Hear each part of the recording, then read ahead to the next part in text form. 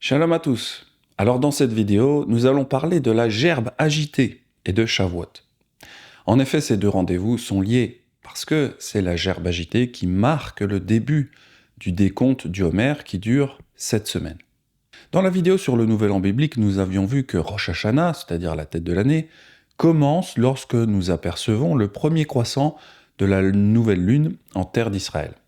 Et lorsque nous savons que nous pourrons offrir la toute première gerbe d'orge à vive 15 à 21 jours plus tard, le jour de Yom Hanafat à Homer, c'est-à-dire le jour de l'offrande de la gerbe agitée. D'ailleurs, dans cette vidéo, nous allons expliquer pourquoi justement nous offrons la gerbe 15 à 21 jours après la nouvelle lune.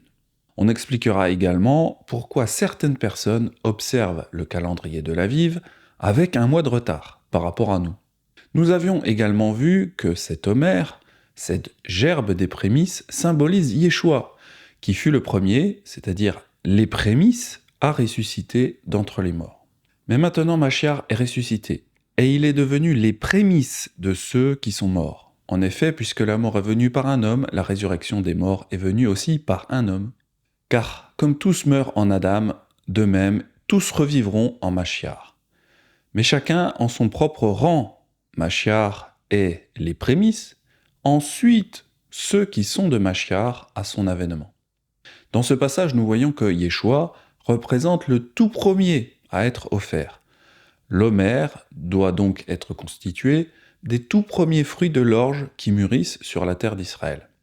Car rien d'autre ne peut être récolté avant que la gerbe agitée n'ait été récoltée et offerte. Cette offrande de la gerbe agitée symbolisant Yeshua est également le démarrage du décompte des 7 semaines jusqu'à la Pentecôte, Shavuot. Tu compteras 7 semaines, tu commenceras à compter ces 7 semaines dès qu'on commencera à mettre la faucille dans la moisson. Puis tu célébreras la fête des semaines, Shavuot, en l'honneur de Yahweh ton Elohim, en présentant de ta main l'offrande volontaire que tu donneras selon que Yahweh ton Elohim t'aura béni. Nous avons également vu que l'Homer doit être constitué des premiers fruits de l'orge, car Yahweh utilise le terme bikurim. Si vous présentez en offrande à Yahweh des prémices, bikurim, prémices de vos grains, des épis encore verts, à vive, vous les ferez rôtir au feu. Vous en réduirez le grain en farine, et vous offrirez ainsi vos prémices.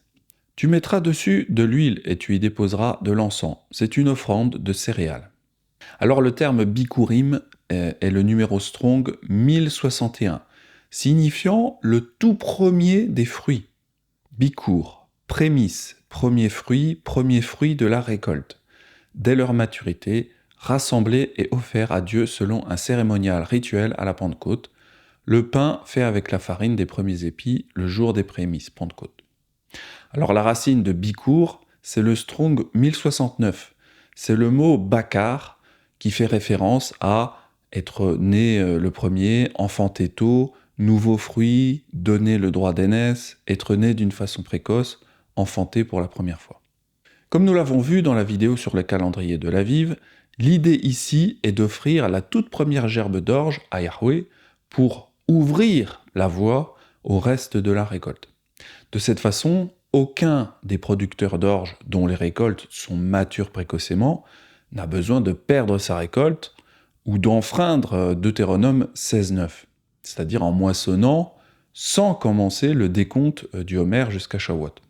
En effet, j'entends de plus en plus parler d'un second calendrier de l'Aviv qui aurait lieu un mois plus tard.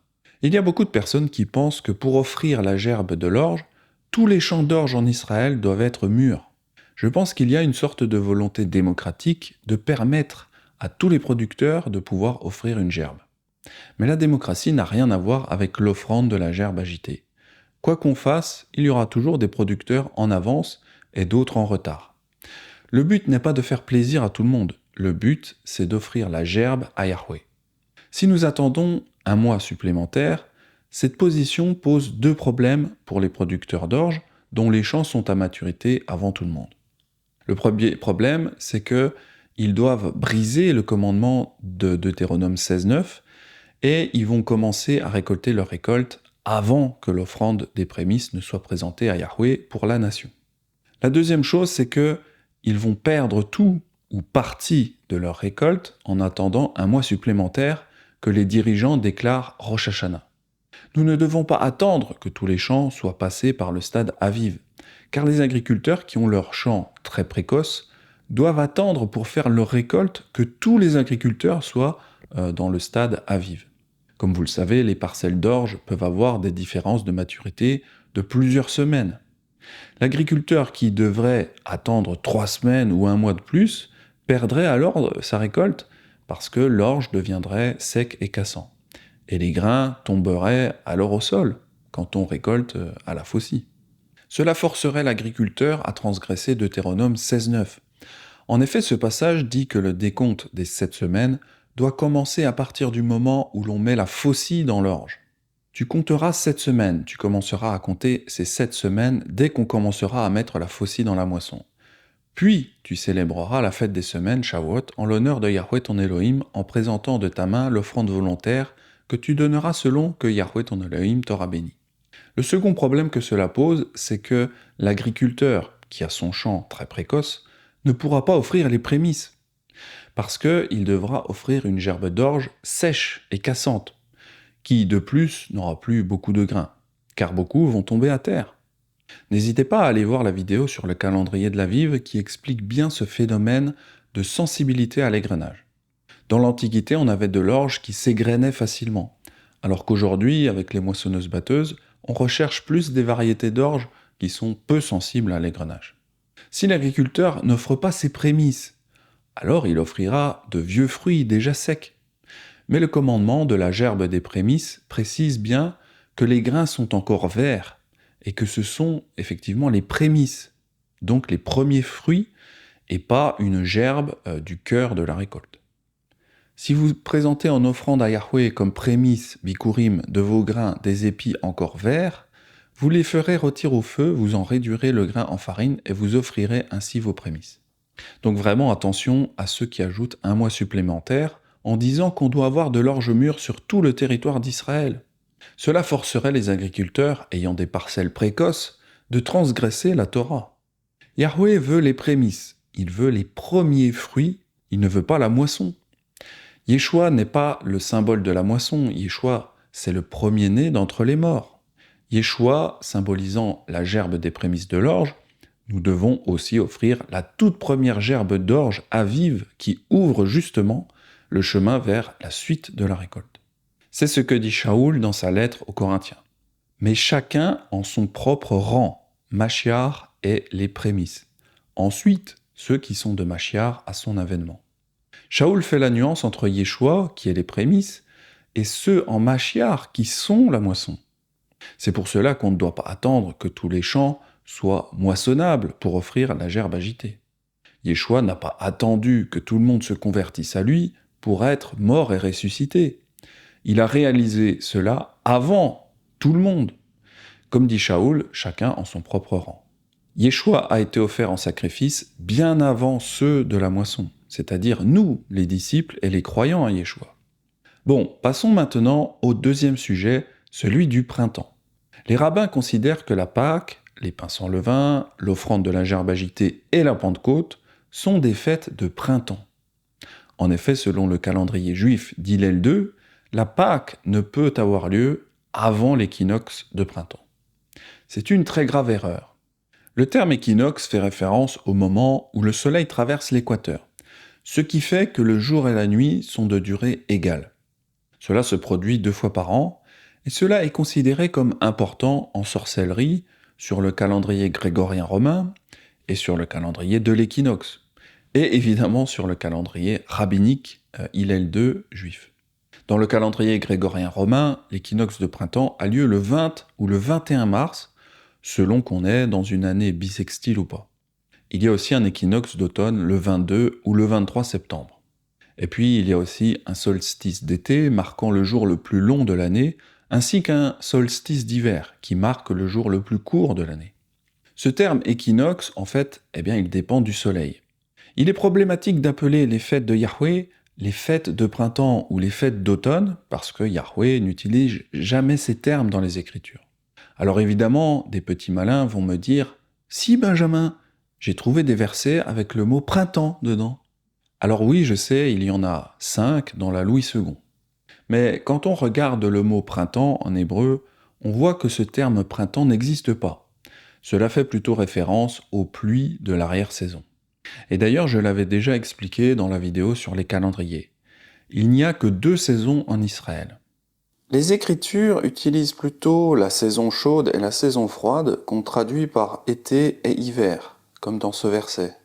Tant que la terre subsistera, les semailles et la moisson, le froid et la chaleur, l'été et l'hiver, le jour et la nuit ne cesseront point. Mais alors comment ça se fait qu'il n'y ait que 2 saisons dans la Bible et pas 4 comme on les connaît tous? Eh bien parce que Israël se trouve dans une région proche des tropiques. Sur le site de l'ambassade d'Israël, j'ai trouvé ces informations. Le climat d'Israël, de tempéré à tropical, se caractérise par un fort ensoleillement. 2 saisons principales prédominent, une période d'hiver pluvieuse, de novembre à mai, et un été chaud durant les 6 mois suivants. Il n'y a que 2 saisons en Israël. C'est pour cela qu'on ne trouve pas les notions de printemps et d'automne dans la Bible. Et c'est aussi pour cela que dire que Aviv veut dire printemps en hébreu, comme le font ceux du calendrier de la Tekoufa, eh bien ça n'a aucun sens. Car le printemps, c'est un concept appartenant aux nations de l'hémisphère nord. C'est pour cette raison qu'utiliser l'équinoxe de printemps est encore ici un problème de culture. Le printemps n'existe pas dans les Écritures et n'existe même pas sur le territoire d'Israël, car le climat est tempéré à tropical. Donc les calendriers de la Tekoufa et celui d'Enoch sont des calendriers non bibliques, car ils utilisent l'équinoxe de printemps. Enfin bref, tout cela pour vous dire qu'on ne doit pas tenir compte de l'équinoxe de printemps, qui est un concept totalement absent des Écritures.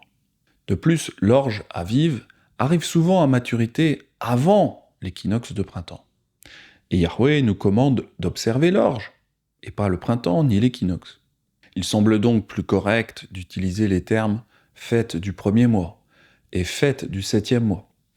En effet, comme nous le verrons, Shavuot, Pentecôte, est en réalité une extension du jour de l'offrande de la gerbe agitée, qui a lieu effectivement le premier mois.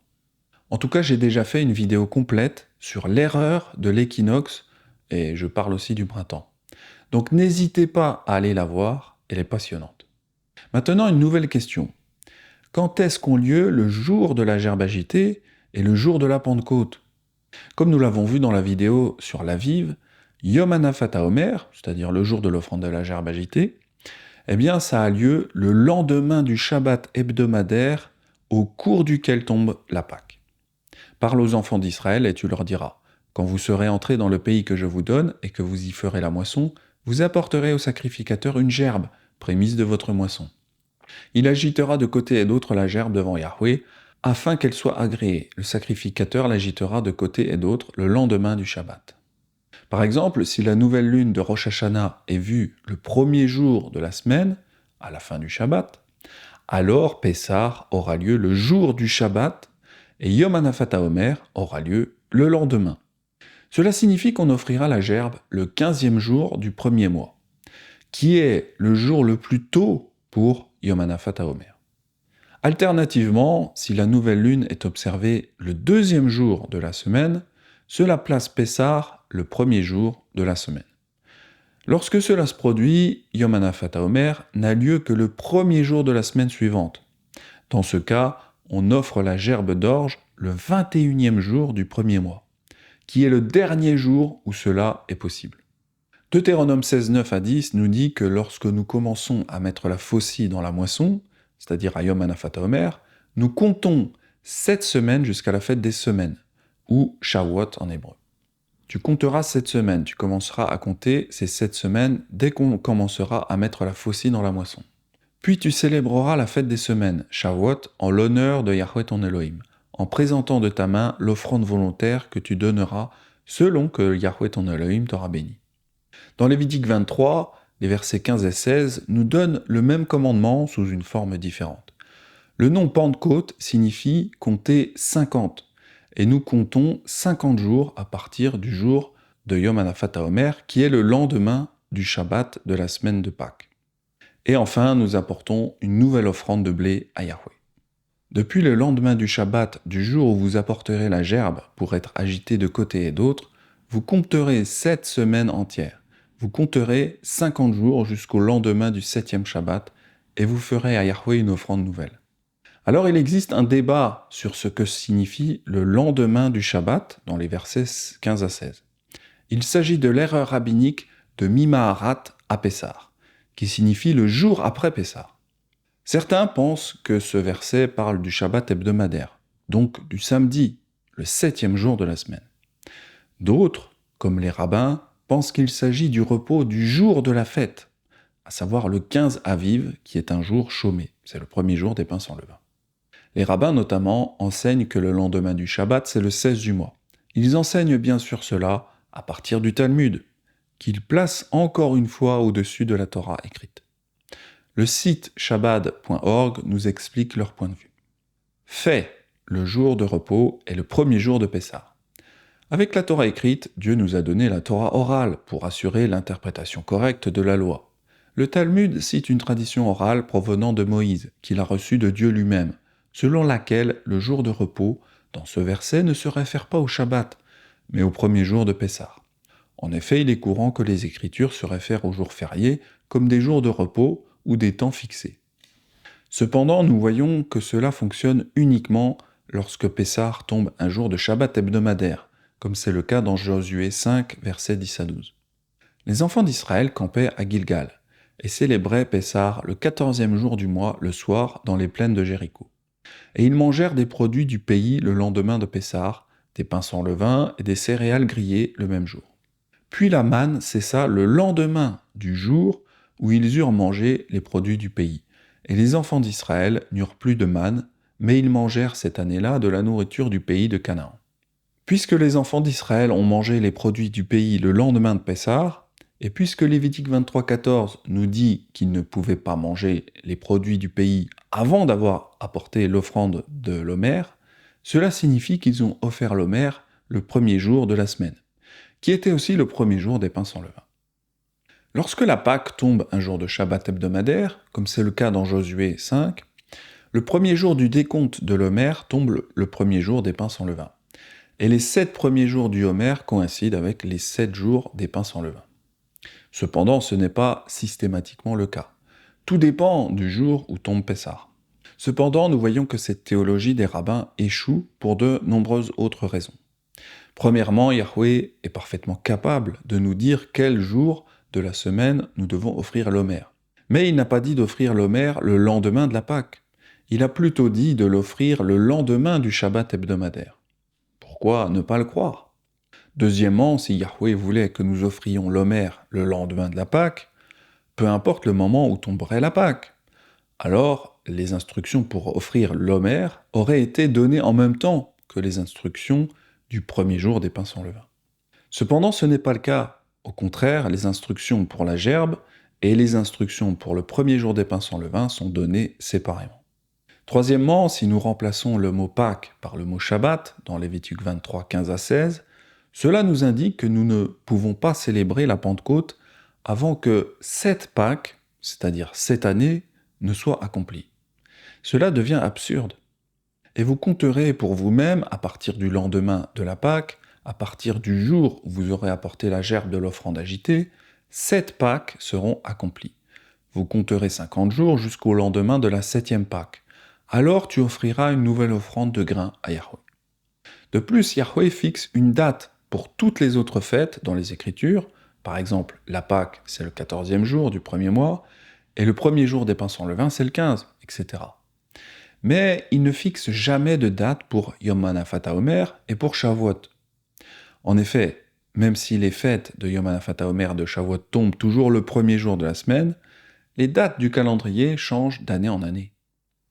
Cependant, comme les rabbins ne reconnaissent pas leur erreur, ils célèbrent Yom Hanafat HaOmer le lendemain de Pessah, quelle que soit la date de Pessah.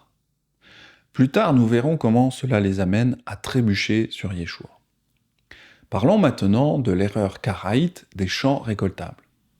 Nous venons de voir que le verset 12 de Josué 5 nous dit que la manne a cessé de tomber le lendemain du jour où ils ont mangé les produits de la terre, c'est-à-dire le lendemain de la gerbe agitée. Peut-être que Yahweh a décidé de continuer à fournir la manne jusqu'après Yom Hanafat HaOmer et après le premier jour des pains sans levain, afin que personne n'ait besoin de récolter quoi que ce soit ces jours-là. Il est important d'en être conscient car cela montre des erreurs fatales dans la doctrine karaïte des champs récoltables. Selon cette doctrine erronée des Karaïtes, qui sont les Sadducéens modernes, Yom Hanafat HaOmer ne peut avoir lieu à moins qu'il n'y ait suffisamment d'orge pour nourrir la nation d'Israël avec la nouvelle récolte. Cependant, cette théorie ne fonctionne pas. Premièrement, même si les grains grillés appartenaient probablement à la nouvelle récolte, il n'est jamais dit que le grain mûr, qui a été mangé ce jour-là, appartenait à la nouvelle récolte. En fait, la plupart des pains sans levain sont normalement fabriqués à partir de la récolte de l'année dernière. Car il nous est commandé de ne rien récolter avant qu'on ait offert la gerbe des prémices. Et étant donné qu'on doit manger des pains sans levain avant l'offrande de la gerbe des prémices, les pains sans levain doivent donc nécessairement provenir de la récolte de l'année précédente. Cependant, dans le scénario de Josué 5, Yom Hanafat HaOmer était également le premier jour des pains sans levain. Jour durant lequel il nous est interdit d'effectuer un travail, car nous sommes censés être occupés à nous rassembler et à adorer. Le premier jour, vous aurez une sainte convocation. Et le 7e jour, vous aurez une sainte convocation. On ne fera aucun travail ces jours-là. Vous pourrez seulement préparer la nourriture de chaque personne.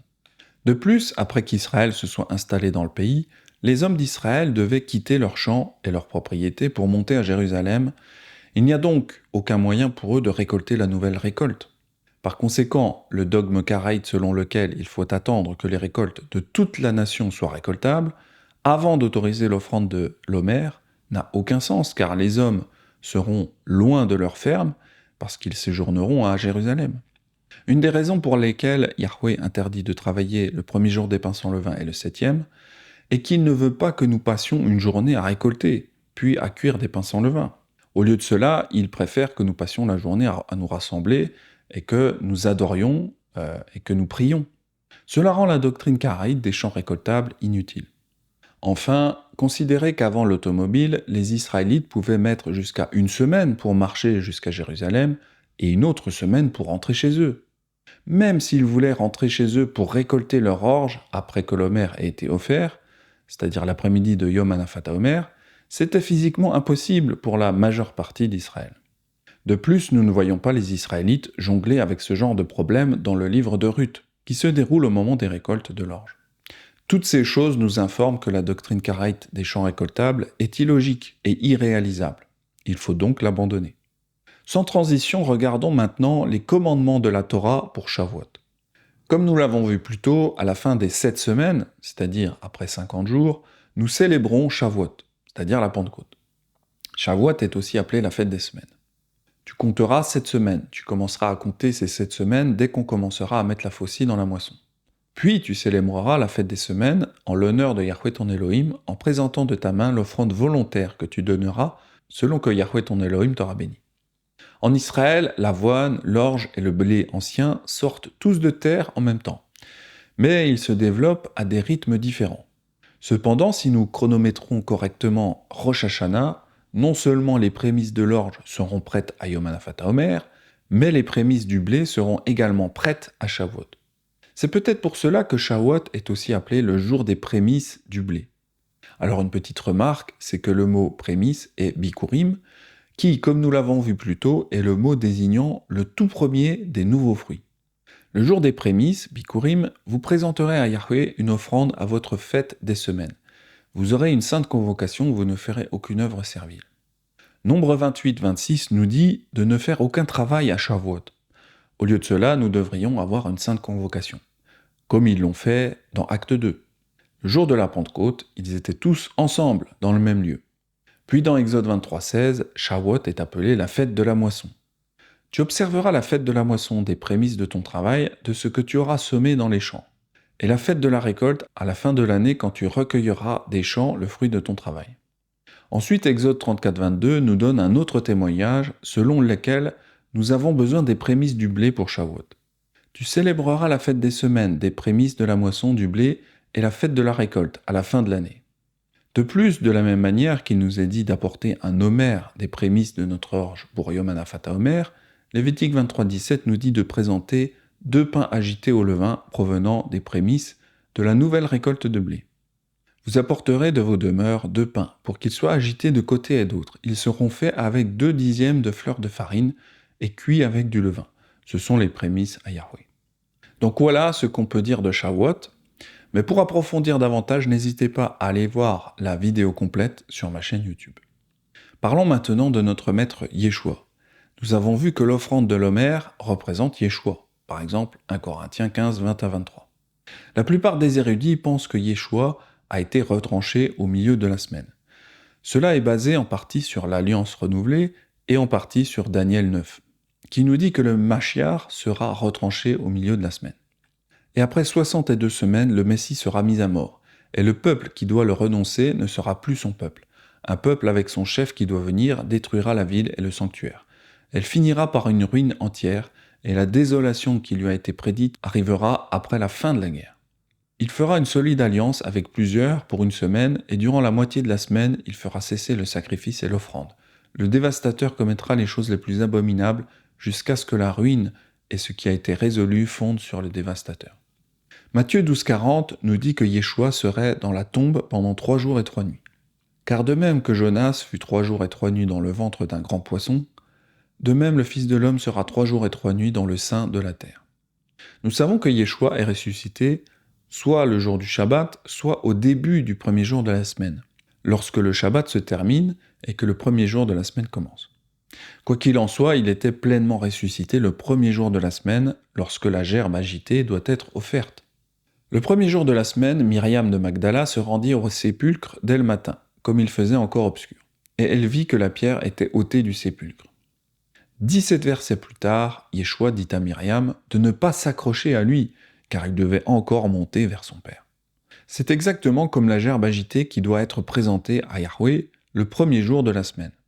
Yeshua lui dit « Ne me touche pas, car je ne suis pas encore monté vers mon père, mais va trouver mes frères et dis-leur que je monte vers mon père, et votre père, vers mon Elohim et votre Elohim. » Yeshua a été retranché au milieu de la semaine, le mercredi, puis ressuscité 3 jours et 3 nuits plus tard, c'est-à-dire le soir du Shabbat, soit au début du premier jour de la semaine. On en avait déjà parlé dans la vidéo sur l'erreur du Shabbat lunaire. Donc si on prend les récits des évangiles et qu'on veut savoir quand a été mis à mort Yeshua, eh bien nous savons qu'il est ressuscité à partir du dimanche matin. Et donc, on sait qu'il est resté 3 jours et 3 nuits dans le tombeau, donc si on revient en arrière, ça fait 1 jour, 2 jours, 3 jours. Donc, a priori, nous savons qu'il a été mis à mort à la 9e heure, c'est-à-dire l'après-midi du mercredi. Ça veut dire que ce jour-là, c'était le 14 du premier mois. Donc il est mort à Pessah le 14, puis 3 jours plus tard, il monte vers son père le premier jour de la semaine comme accomplissement prophétique de la gerbe des prémices. Parlons maintenant à nouveau de l'erreur rabbinique de la Mimaharat à Pessah. Dans d'autres études, nous verrons que Joseph, Philon et le Talmud nous informent tous qu'au 1er siècle, les rabbins ne suivaient pas la méthode du calendrier de la Torah, ni pour le décompte du Homer, ni pour la Pentecôte. Au lieu de cela, ils ont utilisé la même méthode pour déterminer le décompte de l'Homer qu'aujourd'hui. Donc, ça veut dire qu'ils ont offert l'Homer le lendemain de la Pâque, ce qui aurait placé l'Homer et la Pentecôte le 5e jour de la semaine cette année-là. Ceci est strictement contraire à Lévitique 23:15, mais voici à quoi cela aurait ressemblé. Pour des personnes qui pourraient se demander quelle différence cela fait réellement dans la façon dont nous respectons le calendrier, notez seulement comment la résurrection et l'ascension de Yeshua n'équivalent à rien de prophétique dans le calendrier rabbinique. C'est probablement l'une des raisons pour lesquelles les rabbins ont trébuché sur Yeshua, c'est-à-dire qu'ils avaient le mauvais modèle de calendrier et qu'ils ne pouvaient donc pas voir comment Yeshua accomplissait l'offrande de l'Homer. Parlons à présent du parallèle entre le Sinaï et Acte 2. Il existe des parallèles entre Shavuot dans le désert du Sinaï et Acte 2. Selon la tradition, 50 jours après qu'Israël ait traversé la mer des roseaux, la mer Rouge, Yahweh a donné à Israël la Torah sur le Sinaï. Parallèlement, 50 jours après la résurrection de Yeshua, Yahweh a répandu le don de l'Esprit. À la Pentecôte au Sinaï, les 10 commandements étaient écrits sur 2 tables de pierre, et à la Pentecôte, dans Acte 2, Yahweh a écrit sa Torah non plus sur la pierre, mais il l'a écrit dans nos cœurs. Je vous donnerai un cœur nouveau, et je mettrai en vous un esprit nouveau. J'ôterai de votre corps le cœur de pierre, et je vous donnerai un cœur de chair. Je mettrai mon esprit en vous, et je ferai en sorte que vous suiviez mes ordonnances, et que vous observiez et pratiquiez mes lois. Lorsque les 10 commandements furent donnés au mont Sinaï, 3000 hommes furent tués. Cependant, lorsque l'Esprit fut répandu dans Acte 2, environ 3000 hommes reçurent le salut. Ceux qui acceptèrent sa parole furent baptisés, et en ce jour-là, le nombre des disciples s'augmenta d'environ 3000 âmes. Pessah symbolise notre sélection en tant qu'épouse, ainsi que notre rédemption de l'esclavage physique en Égypte. Shavuot symbolise nos fiançailles publiques avec Elohim, ainsi que notre rédemption et notre renouveau spirituel dans l'époux. Yeshua est le premier-né de Myriam. Yosef s'étant réveillé, fit ce que l'ange d'Adonai lui avait ordonné, et il prit sa femme avec lui. Mais il ne la connut point jusqu'à ce qu'elle eût enfanté un fils, auquel il donna le nom de Yeshua. Yeshua est aussi le premier-né de Yahweh, le Père. Et lorsqu'il introduit de nouveau dans le monde le premier-né, il dit que tous les anges d'Elohim l'adorent. Yeshua fut également le premier à être ressuscité des morts. Et de la part de Yeshua Mashiach, le témoin fidèle, le premier-né des morts est le prince des rois de la terre. En tant que premier-né des morts, Yeshua est également le premier-né de nombreux frères. Car ceux qu'il a connus d'avance, il les a aussi prédestinés à être semblables à l'image de son Fils, afin que son Fils fût le premier-né d'entre plusieurs frères. Les Écritures nous disent également que Yeshua est les prémices de ceux qui sont ressuscités pour la vie éternelle. Mais maintenant, Mashiach est ressuscité et il est devenu les prémices de ceux qui sont morts. En effet, puisque le mort est venu par un homme, la résurrection des morts est venue aussi par un homme. Car comme tous meurent en Adam, de même tous revivront en Mashiach. Mais chacun en son propre rang. Mashiach est les prémices, ensuite ceux qui sont de Mashiach à son avènement. Yeshua était sûrement les prémices de toutes ces choses inscrites dans le calendrier de la Torah de son père. Voilà, merci d'avoir regardé cette vidéo. C'était un enseignement de Norman Willis appelé The Wave Sheaf and the Pentecost. Quant à moi, je vous souhaite un très bon décompte du Homer jusqu'à Shavuot. C'était Benjamin, un grand shalom à vous.